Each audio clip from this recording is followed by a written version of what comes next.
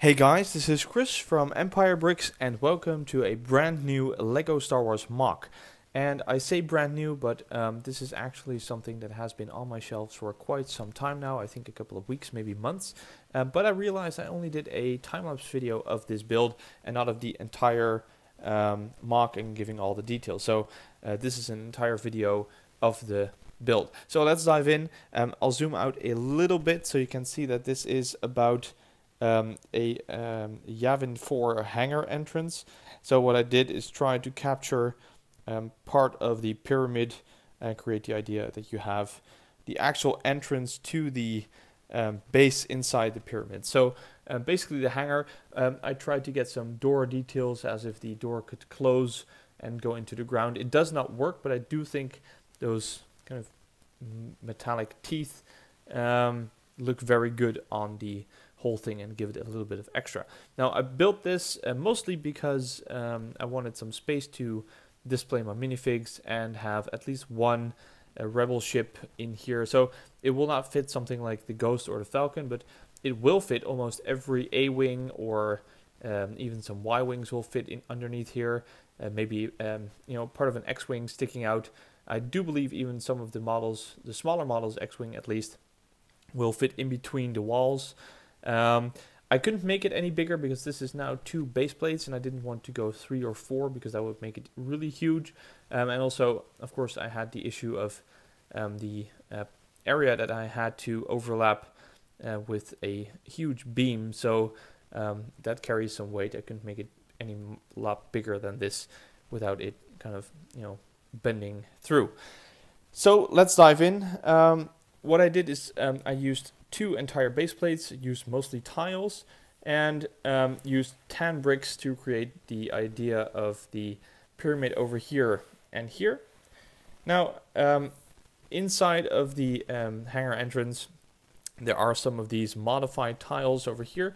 I added them kind of randomly inside the base so I could pose my minifigures. So I have quite a few of these rebel troopers over here. So like 1, 2, 3, 4, 5, 6, 7, 8, 9 of them. So I think it looks pretty good. I would have liked to show you an A-wing or X-wing, but I don't have one on hand. But you could have some pilots running through. I actually added some rock detail. So if we have a little bit of a closer look, you can see that these are actually laid over the tile. So there's a layer of plates underneath this, and then this layer of rocks is kind of put over the surface, giving you the idea that this is actually a base that is built in something that is originally kind of a natural terrain thing. So I'm really happy with how that turned out. The details in here are like the teeth, like I said, but there's also something other, some other special stuff, and that is this watchtower. I really like this guy. So this is actually quite a famous scene from A New Hope. I believe that you can see one of these rebel troopers in a watchtower with a pair of binoculars, kind of looking out over the jungle, watching new ships coming in. I tried to recreate that. I'll show you a little bit closer.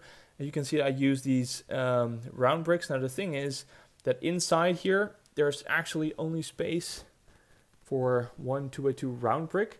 But that means that because the figures are not round but square, they will not fit in.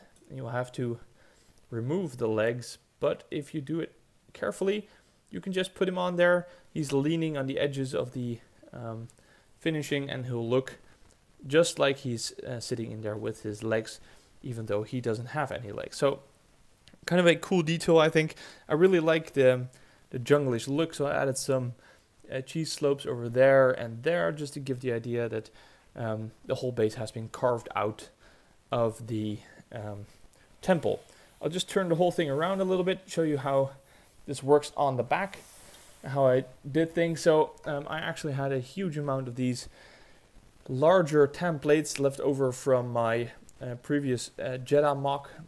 I wanted to use them in a good way, so I figured that I made this double Technic beam. So there's actually 2 layers of Technic bricks connected with pins, creating this one enormous beam across, attached to this pillar and that pillar. These door teeth, if you will, are put underneath.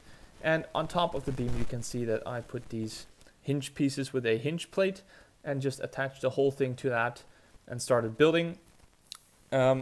Inside of the pyramid idea, I have 2 bricks sticking out on either side, holding the whole thing together. So this is actually leaning on top of this, which is, a simple but quite elegant solution. And as you can see, I didn't really put any effort in the backside because it's mostly meant to be on a shelf seen from the front. So that's a good idea.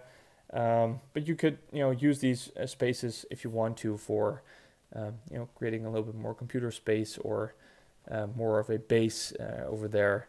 So I think that's pretty cool. And I say you because I actually made instructions for this.